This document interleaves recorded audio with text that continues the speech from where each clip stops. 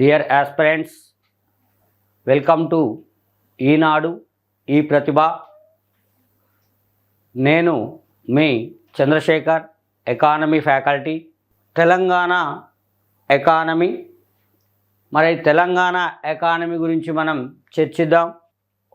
First one, ఉమ్మడి ఆంధ్రప్రదేశ్లో తెలంగాణ ఆర్థిక వ్యవస్థ.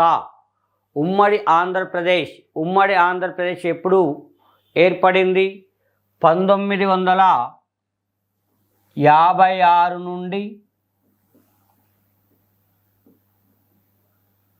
బైఫర్గేషన్ ఎప్పుడు జరిగింది? 2014 వరకు జరిగింది. కాబట్టి ఉమ్మడి ఆంధ్రప్రదేశ్లో 1956 నుండి 2014 వరకు ఉన్నటువంటి ఆర్థిక వ్యవస్థ మొత్తం 3 దశలుగా విభజించడం జరిగింది. ఫస్ట్ తెలంగాణ ప్రాంతం అంటే హైదరాబాద్ రాష్ట్రం, ఆంధ్ర రాష్ట్రాల కలయిక పెద్ద మనుషుల ఒప్పందం ద్వారా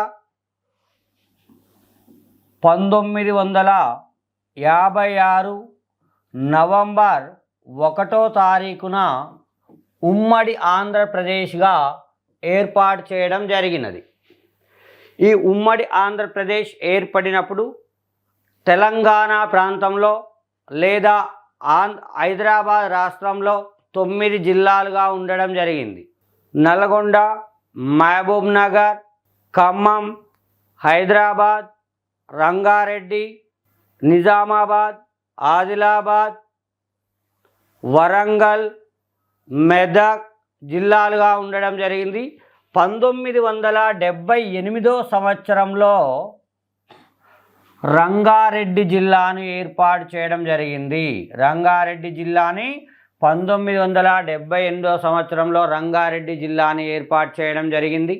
మరి ఈ ఉమ్మడి ఆంధ్రప్రదేశ్లో ఉన్నటువంటి తెలంగాణ ఆర్థిక వ్యవస్థని మనం పరిశీలిస్తే మొత్తం 3 దశలుగా విభజించడం జరుగుతుంది. మరి ఆ 3 దశల్లో మొదటి దశ అంటున్నాం. ఫస్ట్ మనం ఇక్కడ ఈ 3 దశల్లో తెలంగాణ ప్రాంతంలో ఉన్నటువంటి మొత్తం 3 రంగాలు అంటున్నాం. వ్యవసాయ రంగం, పారిశ్రామిక రంగం, సేవా రంగం అంటున్నాం.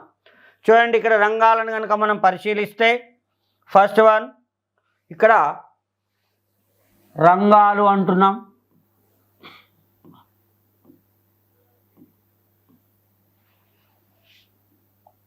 ప్రాథమిక రంగం,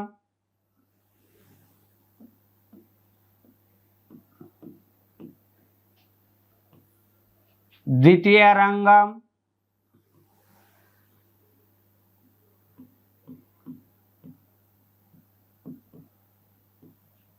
తృతీయ రంగం.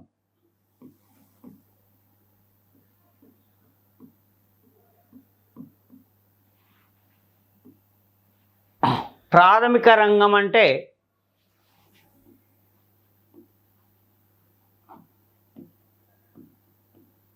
వ్యవసాయం, పాడి పరిశ్రమ,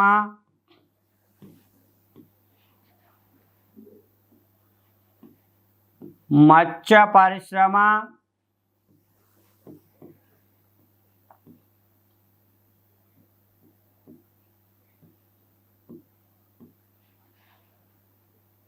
అడవులు,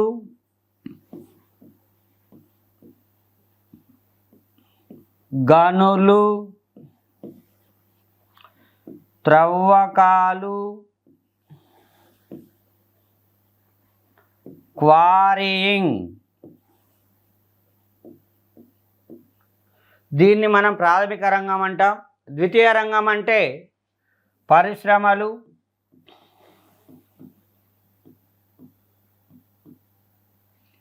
విద్యుత్, గ్యాస్, నిర్మాణం, నీటిపారుదల.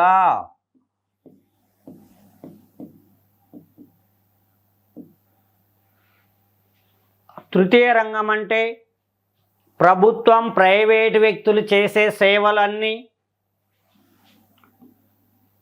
బీమా, బ్యాంకింగ్, విద్య, వైద్యం, రవాణా, కమ్యూనికేషన్లు,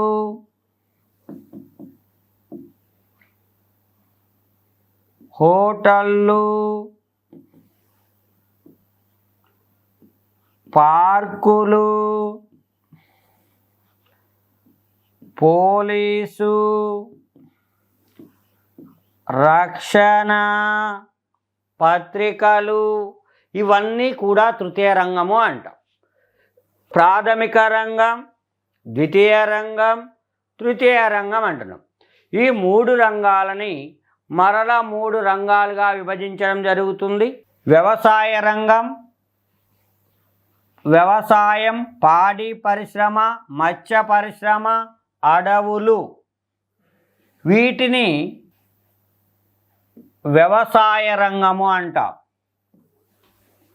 వ్యవసాయ రంగము అంటున్నాం. వ్యవసాయ రంగం అంటే వ్యవసాయం, పాడి పరిశ్రమ, కోళ్ళ పరిశ్రమ, మత్స్య పరిశ్రమ, అడవులు, వీటినేమో వ్యవసాయ రంగము అంటాం. అంటే ప్రాథమిక రంగం నుండి గనులు, త్రవ్వకాలు, క్వారింగ్లను తీసివేస్తే వచ్చేది వ్యవసాయ రంగం.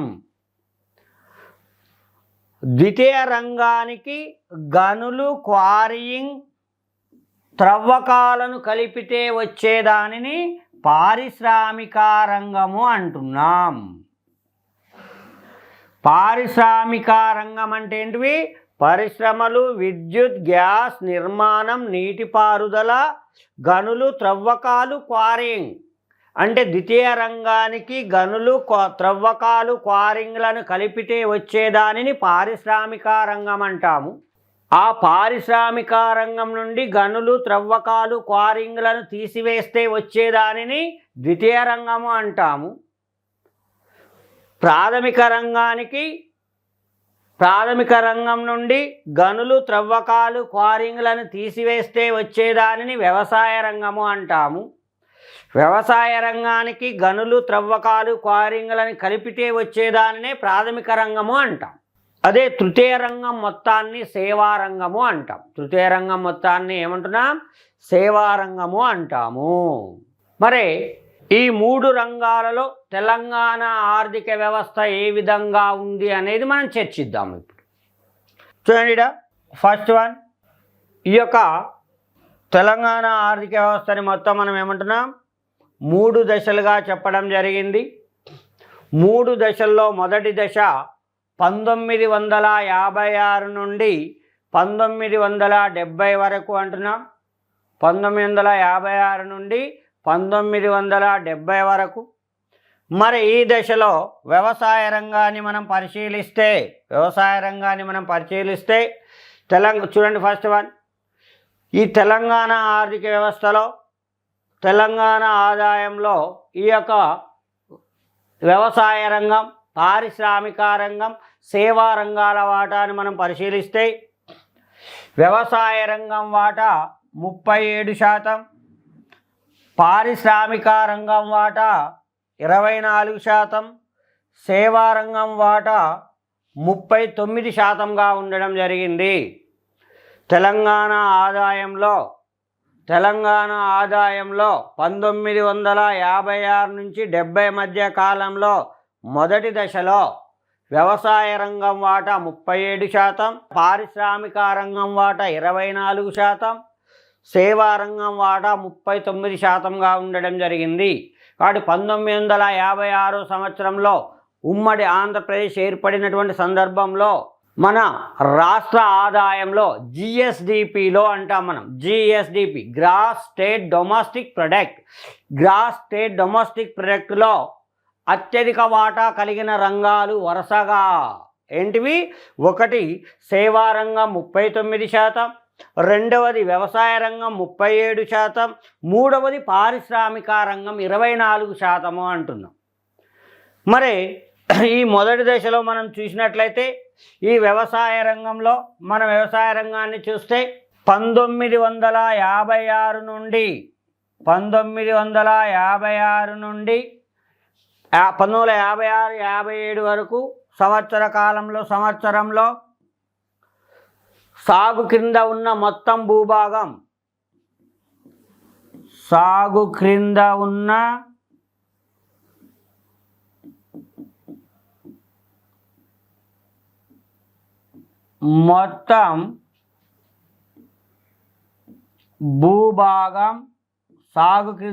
మొత్తం భూభాగం 123.8 లక్షల ఎకరాలు. 1967-68 సంవత్సరం నాటికి తెలంగాణ రాష్ట్రంలో సాగు కింద ఉన్న మొత్తం భూభాగం 124.2 లక్షల ఎకరాలు.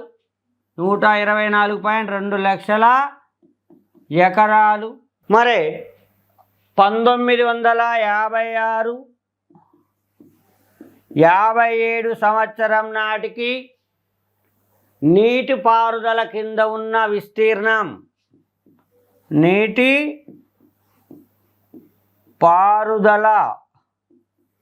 క్రింద ఉన్న విస్తీర్ణం 23 లక్షల ఎకరాలు. 23 లక్షల ఎకరాలు. 1967-68 సంవత్సరం నాటికి నీటిపారుదల క్రింద ఉన్న విస్తీర్ణం 26.47 లక్షల ఎకరాలు అంటున్నాం. చూడండి, 1956-57 సంవత్సరంలో సాగు క్రింద ఉన్న మొత్తం భూభాగం సాగు చేయబడుతున్న మొత్తం భూభాగం 123.8 లక్షల ఎకరాలు ఉన్నది. 1967-68 సంవత్సరం నాటికి సాగు చేస్తున్న మొత్తం భూభాగం సాగు క్రింద ఉన్న మొత్తం భూభాగం ఎంత ఉంది? 124.2 లక్షల ఎకరాలు ఉన్నది. మరి అదే 1956-57 సంవత్సరం నాటికి ఉమ్మడి ఆంధ్రప్రదేశ్ ఏర్పడే సంవత్సరం నాటికి తెలంగాణ ప్రాంతం ఆంధ్రప్రదేశ్లో ఆంధ్ర రాష్ట్రంలో కలిసే సమయం నాటికి తెలంగాణ ప్రాంతంలో ఉన్న భూభాగం ఏది? నీటిపారుదల క్రింద ఉన్న విస్తీర్ణం ఎంత అంటే 23 లక్షల ఎకరాలుగా ఉండడం జరిగింది. 23 లక్షలు. మొత్తం సాగు చేస్తున్న భూభాగమేమో 123.8 లక్షల ఎకరాలు ఉంటే అదే దానిలో నీటిపారుదల సౌకర్యాలు కలిగిన భూభాగం 23 లక్షల ఎకరాలు అంటున్నాం. అదే 1967-68 సంవత్సరం నాటికి మొత్తం సాగు చేస్తున్న భూభాగం 124.2 లక్షల ఎకరాలు ఉంటే దానిలో నీటిపారుదల సౌకర్యాలు కలిగిన భూభాగం 26.47 లక్షల ఎకరాల భూభాగం అనేది ఇక్కడ నీటిపారుదల సౌకర్యాలుగా ఉండడం జరిగింది.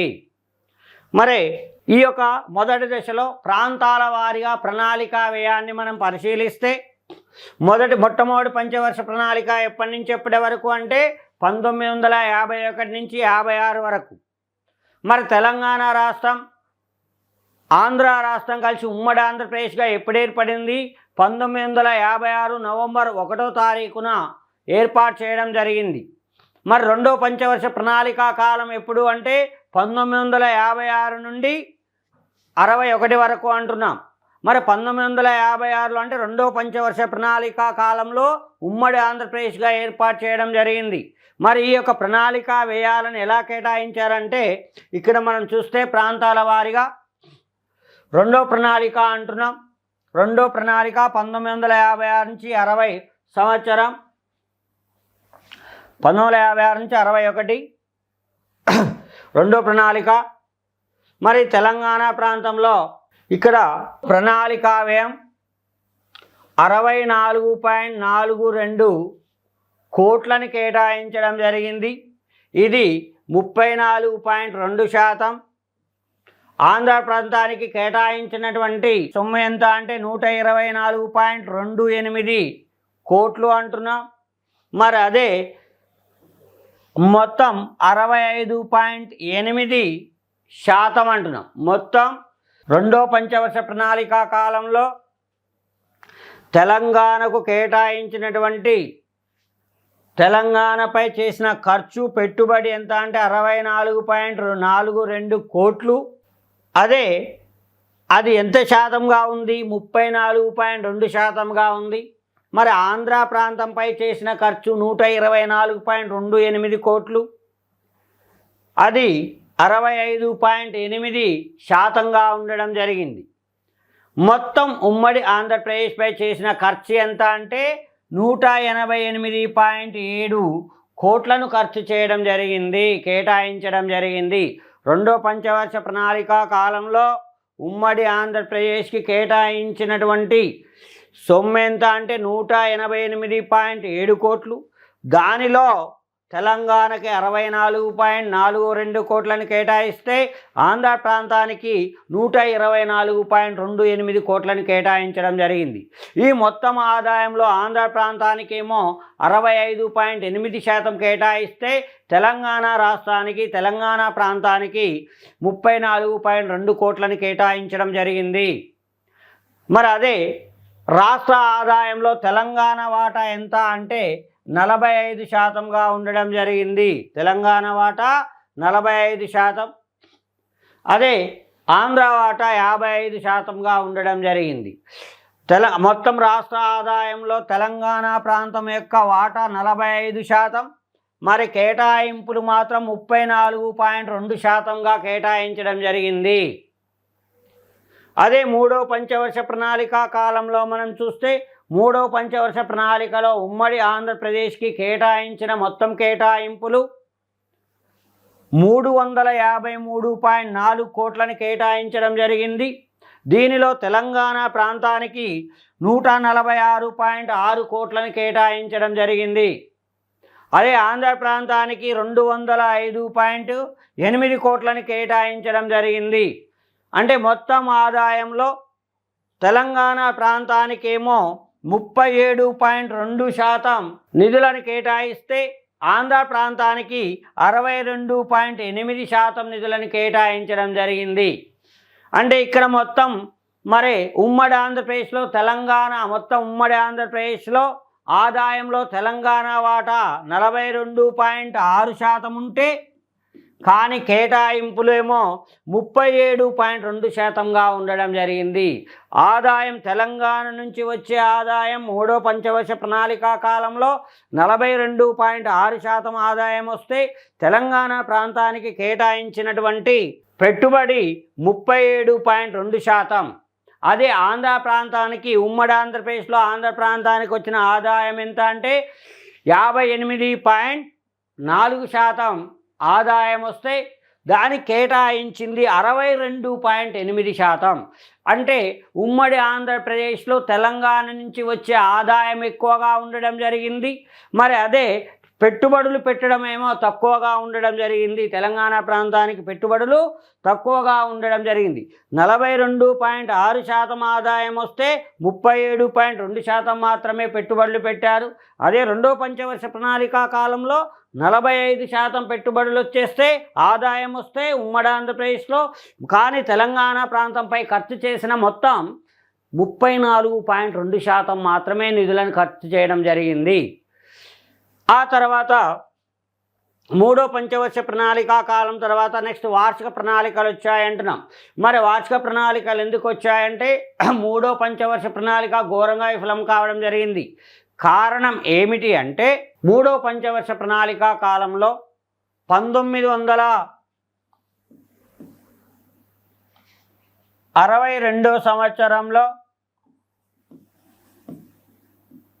చైనాతో యుద్ధం, 1965 సంవత్సరంలో పాకిస్తాన్తో యుద్ధం, 1964లో నెహ్రూ మరణించడం, 1965-66 సంవత్సరంలో కరువులు సంభవించడం జరిగింది భారతదేశంలో.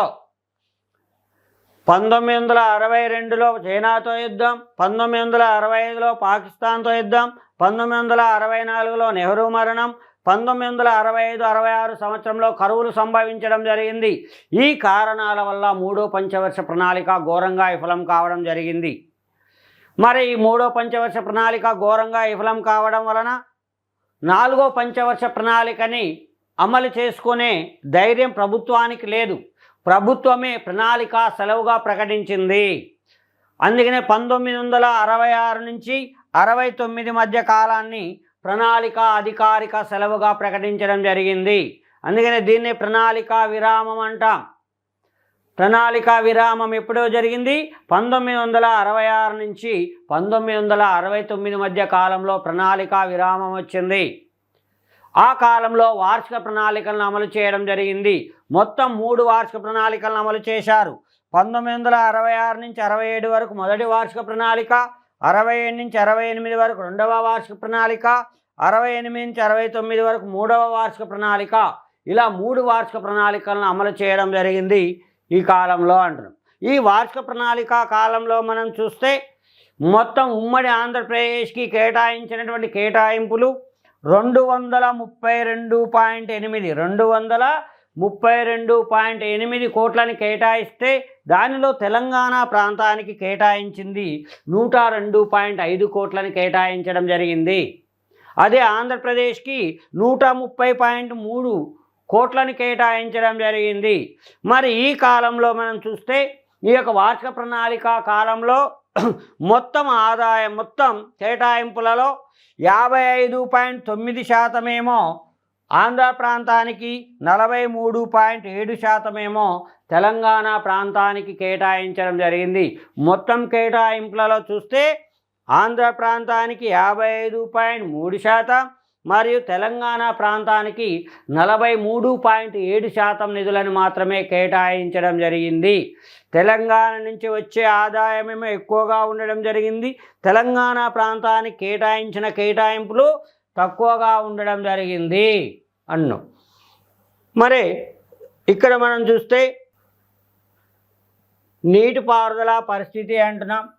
ఈ యొక్క నీటిపారుదల సౌకర్యాలను కూడా మనం పరిశీలించినట్లయితే మనం మొత్తం తెలంగాణ ప్రాంతంలో ఉన్నటువంటి సాగు భూమి 123.8 లక్షల ఎకరాలుగా ఉండడం జరిగింది అన్న. మరి దానిలో నీటిపారుదల సౌకర్యాలు కలిగిన భూభాగం ఎంత అంటే కేవలం 23 లక్షల ఎకరాల భూభాగం మాత్రమే నీటిపారుదల సౌకర్యాలను కలిగి ఉన్నది. అదే 1967-68 సంవత్సరానికి మొత్తం సాగు కింద ఉన్న భూభాగం 124.2 లక్షల ఎకరాలుంటే దీనిలో నీటిపారుదల సౌకర్యాలు కలిగిన భూభాగం 26.47 లక్షల ఎకరాలుగా ఉండడం జరిగింది. మరి ఇక్కడ పరిశ్రమలు అంటున్నాం. మరి తెలంగాణ ప్రాంతంలో వ్యవసాయ ఆధారిత పరిశ్రమలు కావు, సహజ సిద్ధంగా ఏర్పడిన పరిశ్రమలు ఎక్కువగా ఉండడం జరిగింది. ఖమ్మం, కొత్తగూడెం, ఇల్లందు, బొల్లంపల్లిలో బొగ్గు పరిశ్రమల ఆధారిత పరిశ్రమలు ఉండడం జరిగింది. ఆదిలాబాద్ జిల్లాలో అటవీ పరిశ్రమలు ఉండడం జరిగింది. మరి ఇవన్నీ సహజ సిద్ధంగా ఏర్పడిన పరిశ్రమలు తెలంగాణ ప్రాంతంలో ఎక్కువగా ఉన్నాయి. ప్రభుత్వ రంగంలో ప్రధానమైనవి చూస్తే మనం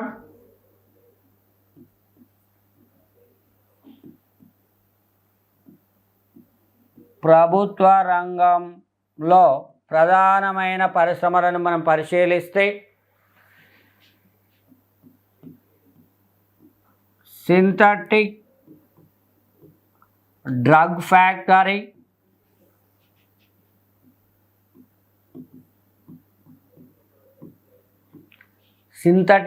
factory, Bharat heavy electricals limited BHEL, Bharat heavy electrical limited, Hindustan aeronautical limited,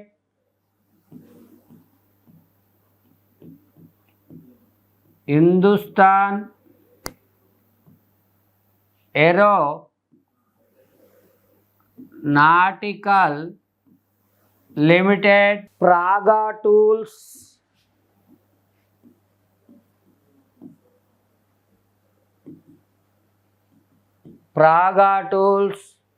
republic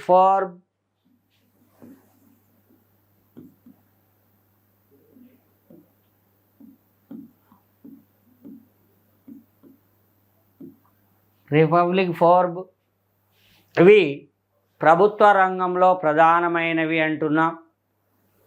మరి అదే ప్రైవేట్ రంగంలో ఉన్న పరిశ్రమలను చూస్తే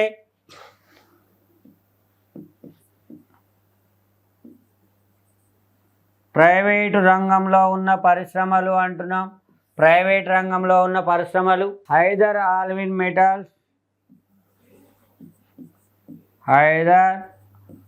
ఆల్విన్ మెటల్స్, ఆ తర్వాత హైదర్ ఆస్బెస్టాస్,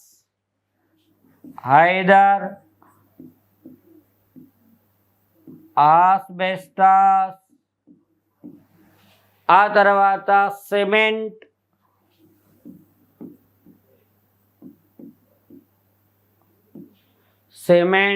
ఆంధ్రప్రదేశ్ ఎలక్ట్రికల్,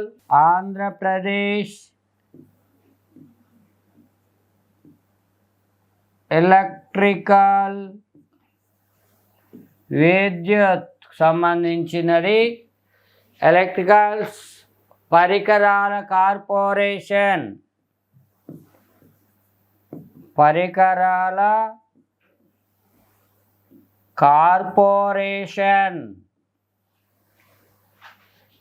తెలంగాణ ప్రాంతంలో ప్రభుత్వ రంగంలో ఉన్న పరిశ్రమలు ఏవి అంటే synthetic drug factory, Bharat heavy electrical limited, Hindustan aeronautical limited, Praga tools, republic Forbes అంటున్నాం. అదే తెలంగాణ ప్రాంతంలో ప్రైవేట్ రంగంలో ఉన్న పరిశ్రమలను చూస్తే హైదర్ ఆల్విన్ మెటల్స్, ఆ సిమెంట్ పరిశ్రమ, హైదర్ ఆస్బెస్టాస్ పరిశ్రమ, ఆంధ్రప్రదేశ్ ఎలక్ట్రికల్ అంటే విద్యుత్ పరికరాల కార్పొరేషన్స్, ఇవన్నీ కూడా ప్రైవేట్ రంగంలో ఉండడం జరిగింది. మరి ఈ యొక్క మొదటి దశలో చూస్తే ఇక్కడ పారిశ్రామిక రంగానికి కేటాయించిన కేటాయింపులలో మనం పరిశీలిస్తే 2-3 పంచవర్ష ప్రణాళికల్లో పారిశ్రమలకు కేటాయించినటువంటి నిధులను మనం పరిశీలిస్తే రెండో పంచవర్ష ప్రణాళిక కాలంలో 1956 నుంచి 61 వరకు అంటున్నాం. రెండో పంచవర్ష ప్రణాళిక ఈ కాలంలో ఆంధ్ర ప్రాంతానికి 133.45 కోట్లను కేటాయించడం జరిగింది. అంటే మొత్తం కేటాయింపులలో 87% ఆంధ్ర ప్రాంతానికి కేటాయిస్తే తెలంగాణ ప్రాంతానికి 20.04 కోట్లు అంటే 13% నిధులనే కేటాయించడం జరిగింది.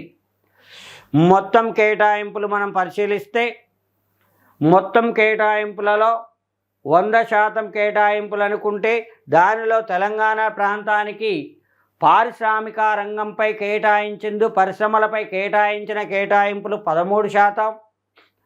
అదే ఆంధ్ర ప్రాంతానికి కేటాయించిన కేటాయింపులు మొత్తం కేటాయింపులు 100% అనుకుంటే దానిలో తెలంగాణ ప్రాంతానికి కేటాయించిన కేటాయింపులు 13%, ఆంధ్ర ప్రాంతానికి కేటాయించిన కేటాయింపులు 87%గా ఉండడం జరిగింది. అంటే తెలంగాణ ప్రాంతానికి కేటాయించింది 20.04 కోట్లు అయితే అదే ఆంధ్ర ప్రాంతానికి కేటాయించిన కేటాయింపులు 133.45 కోట్లను కేటాయించడం జరిగింది రెండవ పంచవర్ష ప్రణాళిక కాలంలో. మరి అదే పారిశ్రామిక రంగానికి మూడో పంచవర్ష ప్రణాళిక కాలంలో ఆంధ్ర ప్రాంతానికి కేటాయించిన కేటాయింపులు 405.61 కోట్లను కేటాయిస్తే తెలంగాణ ప్రాంతానికి కేటాయించింది 175.98 కోట్లు 175.98 కోట్లు. అంటే మూడో పంచవర్ష ప్రణాళిక కాలంలో తెలంగాణ ప్రాంతానికి పారిశ్రామిక రంగంపై చేసిన ఖర్చు ఎంత అంటే 30%. అదే మూడో పంచవర్ష ప్రణాళిక కాలంలో ఆంధ్ర ప్రాంతానికి చేసినటువంటి ఖర్చు పారిశ్రామిక రంగంపై చేసిన ఖర్చు 70% అంటున్నాం. రెండవ దశ ఉమ్మడి ఆంధ్రప్రదేశ్లో తెలంగాణ ఆర్థిక వ్యవస్థ రెండవ దశ. ఆ రెండో దశ 1970 నుంచి 1990 అంటున్నా. 1970 నుంచి 1990 వరకు రెండో దశ అనేది ఉండడం జరిగింది. మరి రెండో దశలో వ్యవసాయ రంగాన్ని మనం పరిశీలిస్తే తెలంగాణ ప్రాంతంలో వ్యవసాయ రంగాన్ని మనం పరిశీలించినట్లయితే 1980-81 మధ్య సంవత్సర కాలంలో 80-81 నుండి 1990-91 మధ్య కాలంలో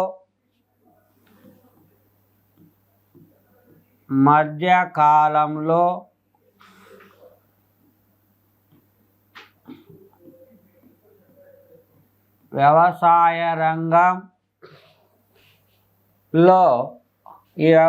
రంగంలో స్థూల విలువ వృద్ధి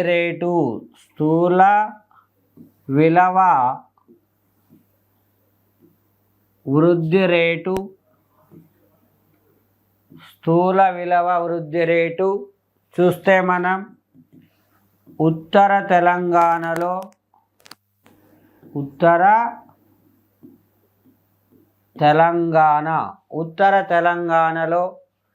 2.2% మరియు దక్షిణ తెలంగాణలో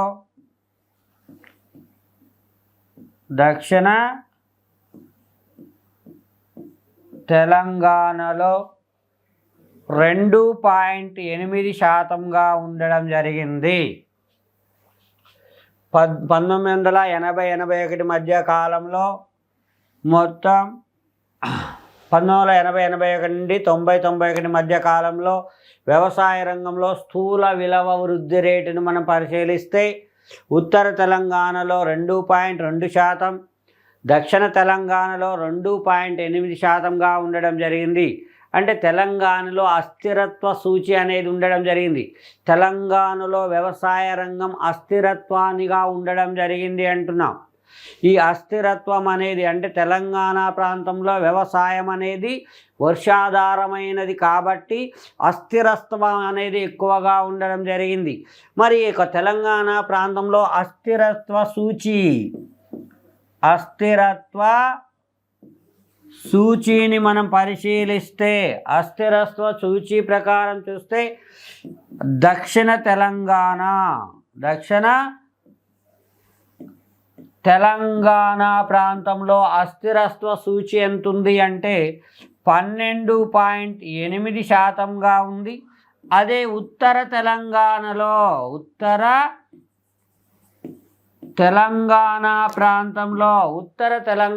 ప్రాంతంలో ఈ అస్థిరత్వ సూచి 11.93%గా ఉంది.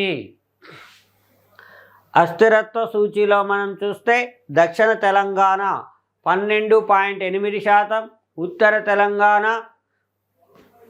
11.3%గా ఉండడం జరిగింది ఈ అస్థిరత్వ సూచీ ప్రకారం అంటున్నాం. మరి అదేవిధంగా తెలంగాణ ప్రాంతంలో నీటిపారుదల సౌకర్యాలను మనం గనక పరిశీలిస్తే తెలంగాణ ప్రాంతంలో నీటిపారుదల సౌకర్యాలను చూస్తే మొత్తం 1982-83 సంవత్సరం నాటికి మొత్తం నీటిపారుదల సౌకర్యాలు కలిగిన భూమి 10.37 లక్షల హెక్టార్లు. 10.37 లక్షల హెక్టార్ల భూభాగం నీటిపారుదల సౌకర్యాలను కలిగి ఉంది. దీనిలో కాలువల ద్వారా 2.84 లక్షల హెక్టార్లు, చెరువుల ద్వారా 3.35 లక్షల హెక్టార్లు, బోరు బావుల ద్వారా 9.4 లక్షల హెక్టార్లు, మొత్తం 10.37 లక్షల హెక్టార్ల భూభాగంలో కాలువల ద్వారా 2.84 లక్షల హెక్టార్లు, చెరువుల ద్వారా 3.75 లక్షల హెక్టార్లు, బోరు బావుల ద్వారా 9.4 లక్షల హెక్టార్లు, ఇతర బావుల ద్వారా 3.3 లక్షల హెక్టార్ల భూభాగం అనేది ఉండడం జరిగింది. అంటే 1982-83 సంవత్సర కాలం నాటికి తెలంగాణ ప్రాంతంలో నీటిపారుదల సౌకర్యాలు ఎక్కువగా ఉన్నటువంటి వనరులు ఏంటివి అంటే ఫస్ట్ వన్ బోరు బావులు 9.4%, రెండు ఇక్కడ చెరువులు 3.7%, 75%గా ఉన్నాయి. తర్వాత మూడో అంశం ఇతర బావులు, చివరిది కాలువలు 2.84 లక్షల హెక్టార్లు. అదే 1992-93 సంవత్సరం నాటికి తెలంగాణ ప్రాంతంలో నీటిపారుదల సౌకర్యాలు కలిగిన భూభాగం 14.81 లక్షల హెక్టార్ల భూమి అనేది సాగు చేయడం జరుగుతుంది. అదే ఈ భూభాగంలో అత్యధికంగా నీటిపారుదల సౌకర్యాలు కలిగినటువంటి అందిస్తున్న వనరులు ఏంటివి అంటే బోరు బావులు. ఒకటి బోరు బావులు 7.44 లక్షల హెక్టార్లు, రెండవది ఇతర బావులు 6.36 లక్షల హెక్టార్లు, మూడవది చెరువులు 3.76 లక్షల హెక్టార్లు, నాలుగవది కాలువలు 3.33 లక్షల హెక్టార్లు అంటున్నాం. ఆ తర్వాత 2002-2003 సంవత్సరం నాటికి తెలంగాణ ప్రాంతంలో మొత్తం నీటిపారుదల సౌకర్యాలు కలిగిన భూభాగం 14.91 లక్షల హెక్టార్లు. దీనిలో అత్యధికంగా ఇతర బావులు 5.25 లక్షల హెక్టార్లు, ఆ తర్వాత బోరు బావులు 4.77 లక్షల హెక్టార్లు, ఆ తర్వాత కాలువలు 2.32 లక్షల హెక్టార్లు, తర్వాత చెరువులు 2.05 లక్షల హెక్టార్లు. 2011-12 నాటికి మనం చూస్తే తెలంగాణ ప్రాంతంలో మొత్తం సాగుకు విస్తీర్ణంలో ఉన్నటువంటి నీటిపారుదల సౌకర్యాలు కలిగిన భూభాగం 18.27 లక్షల హెక్టార్ల భూభాగం అనేది ఉన్నది. 2011-12 సంవత్సరం నాటికి తెలంగాణ ప్రాంతంలో మొత్తం నీటిపారుదల సౌకర్యాలు కలిగిన భూభాగం ఎంత అంటే 18.27 లక్షల హెక్టార్లు. దీనిలో అత్యధికంగా ఎక్కువ నీటి వనరులు అందిస్తున్న వనరులు ఏంటివి అంటే ఫస్ట్ వన్ ఒకటి బోరు బావులు.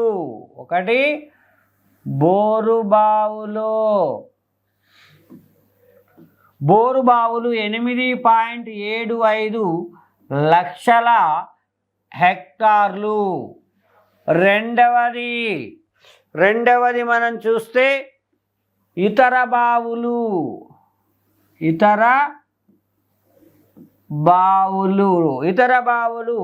4.84 లక్షల హెక్టార్లు. అదే మూడవ వనరు ఏది అంటే కాలువలు 2.59 లక్షల హెక్టార్లు. నాలుగవ అంశం చెరువులు ఎంత అంటే 1.59 లక్షల హెక్టార్లు అంటున్నాం. తెలంగాణ ప్రాంతంలో ఎప్పుడది 2011-12 సంవత్సరం నాటికి మొత్తం నీటిపారుదల సౌకర్యాలు కలిగిన భూభాగం ఎంత 18.27 లక్షల హెక్టార్లు. మరి తెలంగాణ ప్రాంతంలో 2011-12 నాటికి ఎక్కువ నీటిపారుదల సౌకర్యాలు అందిస్తున్న వనరులు ఏంటివి? ఫస్ట్ వన్ బోరు బావులు ఎంత 8.75 లక్షల హెక్టార్లు. రెండవ వనరు ఇతర బావులు 4.84 లక్షల హెక్టార్లు. మూడవది కాలువలు 2.59 లక్షల హెక్టార్లు. నాలుగవది చెరువులు 1.59 లక్షల హెక్టార్లుగా ఉండడం జరిగింది. మనం కనుక ఇక్కడ తెలంగాణ ప్రాంతంలో నీటి వనరులను మనం పరిశీలించినట్లయితే ఇక్కడ మనకి 1982-83 సంవత్సరంలో నీటి వనరులు చెరువుల ద్వారా 3.75 లక్షల హెక్టార్ల భూమి ఉంటే 2011-12 నాటికి 1.59 లక్షల హెక్టార్లకు తగ్గడం జరిగింది. తెలంగాణ ప్రాంతంలో 1982-83 నుంచి పరిశీలిస్తే 2011-12 నాటికి ఎక్కువ నీటి వనరులు తగ్గినటువంటి అంశం ఏంది అంటే చెరువుల ద్వారా సాగయ్యే భూమి అనేది తగ్గడం జరిగింది. 3.75 లక్షల హెక్టార్ల నుండి 1.59 లక్షల హెక్టార్లకు తగ్గింది. అదే బోరు బావుల ద్వారా 9.4 లక్షల హెక్టార్ల నుంచి 8.75 లక్షల హెక్టార్లకు తగ్గింది. ఇతర బావుల ద్వారా 3.3 లక్షల హెక్టార్ల నుండి 4.84 లక్షల హెక్టార్లకు పెరిగింది. అదే కాలువల ద్వారా 2.84 లక్షల హెక్టార్ల నుండి 2.59 లక్షల హెక్టార్లకు అనేది తగ్గింది. అంటే తెలంగాణ ప్రాంతంలో 1982-83 నుంచి 2011-12 నాటికి చూస్తే తెలంగాణ ప్రాంతంలో నీటిపారుదల సౌకర్యాలు అందిస్తున్న వనరులు చెరువులు, కాలువలు, బోరు బావుల ద్వారా అందించే నీటి వనరులు మొత్తం తగ్గాయి. కేవలం ఇతర బావుల ద్వారా సాగు చేస్తున్న భూభాగం మాత్రమే పెరగడం జరిగింది. చెరువుల అత్యధికంగా నీటిపారుదల సౌకర్యాలు తగ్గింది. చెరువుల ద్వారా, ఆ తర్వాత బోరు బావుల ద్వారా, ఆ తర్వాత కాలువల ద్వారా నీటిపారుదల సౌకర్యాలు అనేవి తగ్గడం జరిగింది. 2011-12 నాటికి తెలంగాణ ప్రాంతంలో మొత్తం నీటిపారుదల సౌకర్యాలు కలిగిన భూభాగం ఎంత అంటున్నాం? 18.27 లక్షల హెక్టార్లు. మరి విద్యుత్ శక్తి ఉత్పత్తి మనం చూసినట్లయితే విద్యుత్ ఉత్పత్తి అంటున్నాం. విద్యుత్ ఉత్పత్తి చూస్తే మనకి ఇక్కడ 1973 సంవత్సరంలో ఖమ్మం జిల్లాలో మనుగూరు వద్ద విద్యుత్ ఫ్యాక్టరీని ఏర్పాటు చేయాలని నిర్ణయించారు. మరి ఈ యొక్క విద్యుత్ ఫ్యాక్టరీని ఏం చేశారు అంటే విజయవాడకు తరలించడం జరిగింది. విజయవాడకు తరలించారు. ఇలా మనుగూరు వద్ద ఏర్పాటు చేసినటువంటి విద్యుత్ ఫ్యాక్టరీని విజయవాడకు తరలించడం వలన తెలంగాణ ప్రాంతం 1760 మెగావాట్ల విద్యుత్ అనేది కోల్పోవడం జరిగింది. మరి ఇక్కడ ఆ సమయంలో ఈ విద్యుత్ శాఖకు సంబంధించినటువంటి చైర్మన్ ఎవరు అంటే నార్ల తాతారావు. నార్ల తాతారావు గారు ఈ యొక్క విద్యుత్ శాఖ చైర్మన్గా ఉండి ఖమ్మం జిల్లాలో మనుగూరు వద్ద ఏర్పాటు చేయాల్సినటువంటి విద్యుత్ ప్లాంట్ను ఆ యొక్క విజయవాడకి తరలించడం జరిగింది. అంటే ఇక్కడ చూడండి, తెలంగాణలో ఖమ్మం జిల్లాలోని మనుగూరు ప్రాంతంలో బొగ్గు అనేది ఇక్కడ ముడి పదార్థం అనేది ఎక్కువగా లభిస్తున్నది. కానీ ముడి పదార్థాలు లభించే చోటనే ప్రాజెక్టులు అనేవి, పరిశ్రమలు అనేవి ఏర్పాటు చేయాలి. కానీ ఇక్కడ ఏం జరిగింది, ఇక్కడ ముడి సరుకులేమో ఇక్కడ ఖమ్మం జిల్లాలోని మనుగూరు ప్రాంతంలో, తెలంగాణ ప్రాంతంలో ఉంటే పరిశ్రమలను మాత్రం ఆంధ్ర ప్రాంతంలో ఏర్పాటు చేయడం జరిగింది. ఈ విధంగా తెలంగాణ రాష్ట్రం అనేది వివక్షకు గురి కావడం జరిగింది అంటున్నాం. మరి అదేవిధంగా చూస్తే 1966-67 నుండి 2004-05 సంవత్సరం నాటికి 1966-67 నుంచి 2004-05 సంవత్సరం నాటికి మొత్తం తెలంగాణ ప్రాంతంలో 6 జల విద్యుత్ కేంద్రాలు ఉన్నాయి. 6 జల విద్యుత్ కేంద్రాలు ఉన్నాయి. మరి 6 జల విద్యుత్ కేంద్రాలు ఏంటి అంటే, ఒకటి కుంతాల జలపాతం అంటాం మనం, Kuntala project. Next one Pranahita,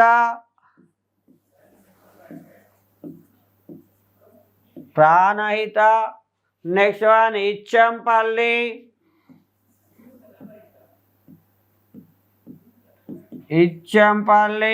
next one Sangareddy, డిండి,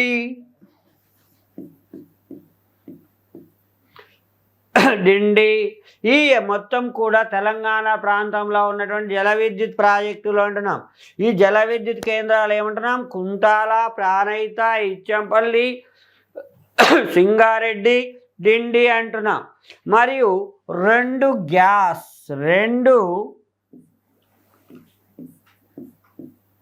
గ్యాస్ ఆధారిత పరిశ్రమలు కూడా ఉన్నాయి. రెండు గ్యాస్ ఆధారిత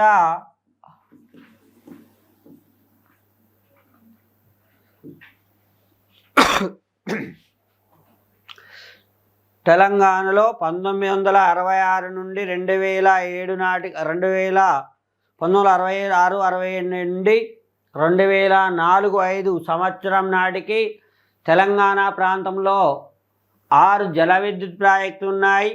అవి కుంటాల, ప్రాణహిత, ఇచ్చంపల్లి, సంగారెడ్డి, డిండిలో 2 యూనిట్లు ఉంటాయి, మొత్తం 6. మరి ఈ 6 జల విద్యుత్ కేంద్రాలు ఉన్నాయి. అదేవిధంగా తెలంగాణలో 2 గ్యాస్ ఆధారిత పరిశ్రమలు కూడా ఉండడం జరిగింది. ఒకటి ఏంటి అంటే శంకర్పల్లి,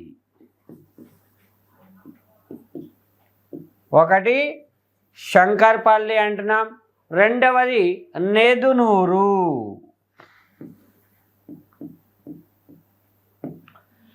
తెలంగాణ ప్రాంతంలో 2 గ్యాస్ ఆధారిత పరిశ్రమలు ఉన్నాయి. ఒకటి శంకర్పల్లి, రెండవది నెదునూరు అంటున్నాం. ఈ 2 గ్యాస్ ఆధారిత పరిశ్రమలు అనేవి ఉండడం జరిగింది తెలంగాణ ప్రాంతంలో. ఈ యొక్క పరిశ్రమలన్నీ కూడా మొత్తం సహజ సిద్ధంగా ఏర్పడినవి, మానవ నిర్మిత. అంటే ఇక్కడ చూడండి, ఖమ్మం, మనుగూరు, బెల్లంపల్లి జిల్లాలో ప్రాంతాలలో బొగ్గు ఖనిజాలు అనేవి ఎక్కువగా ఉండడం జరిగింది. అదే ఆదిలాబాద్ జిల్లాలో అటవీ ఆధారిత పరిశ్రమలు అనేవి ఎక్కువగా ఉండడం జరిగింది. తెలంగాణ ప్రాంతంలో ఆదిలాబాద్ జిల్లాలో అటవీ ఆధారిత పరిశ్రమలు ఎక్కువగా ఉన్నాయి. అదే ఖమ్మం, మనుగూరు, కొత్తగూడెం, బొల్లంపల్లి ప్రాంతాలలో బొగ్గు ఆధారిత పరిశ్రమలు, ఖనిజాలు ఎక్కువగా ఉన్నాయి. మరి తెలంగాణ ప్రాంతంలో నెక్స్ట్ మనం చూస్తే 3వ దశ అంటున్నాం. 3వ దశ 1993 నుంచి 2014 వరకు. ఈ 3వ దశలో అంటే బైఫర్గేషన్ జరిగే వరకు అంటున్నాం. ఈ 3వ దశలో ఏం జరిగింది అంటే భారతదేశంలో ఆర్థిక సంస్కరణలు అనేవి చేయడం జరిగింది. 1991 సంవత్సరంలో ఆర్థిక సంస్కరణలను ప్రవేశపెట్టడం జరిగింది. ఈ ఆర్థిక సంస్కరణలలో భాగంగానే ఎల్పిజి అనే పద్ధతిని ప్రవేశపెట్టారు. Liberalisation, privatisation, globalisation. లిబరలైజేషన్ అంటే సరళీకరణ, ప్రైవేటీకరణ, గ్లోబలైజేషన్ ప్రపంచీకరణ. అంటే ఏం జరిగింది చూడండి, 1991 సంవత్సరంలో నూతన ఆర్థిక సంస్కరణను ప్రవేశపెట్టారు.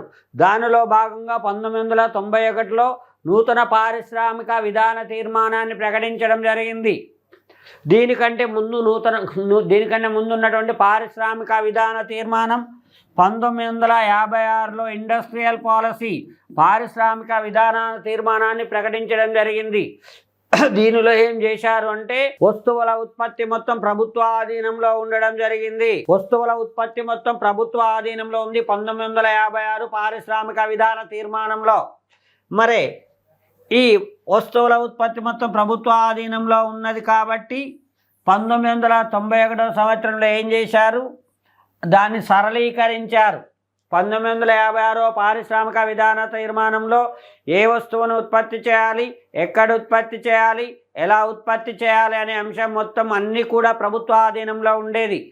దానిని 1991 సంవత్సరం ఏం చేసి సరళీకరించి ఆ యొక్క లైసెన్సింగ్ విధానాన్ని మొత్తం సరళీకరించి వస్తువుల ఉత్పత్తి మొత్తం ప్రైవేటీకరణ చేశారు. ఆ వస్తువులకు ప్రపంచ దేశాల్లో మార్కెటింగ్ సదుపాయాలను కల్పించాలని ప్రపంచీకరణ అన్నారు. ఈ విధంగా భారతదేశంలో ఆర్థిక సంస్కరణలను ప్రవేశపెట్టడం జరిగింది. దానిలో భాగంగా ఉమ్మడి ఆంధ్రప్రదేశ్లో కూడా ఈ ఆర్థిక సంస్కరణల వలన తెలంగాణ ప్రాంత ఆర్థిక వ్యవస్థ వేగం పుంజుకోవడం జరిగింది. ఉమ్మడి ఆంధ్రప్రదేశ్ యొక్క ఆర్థిక వ్యవస్థ కూడా వేగం అనేది పుంజుకోవడం జరిగింది.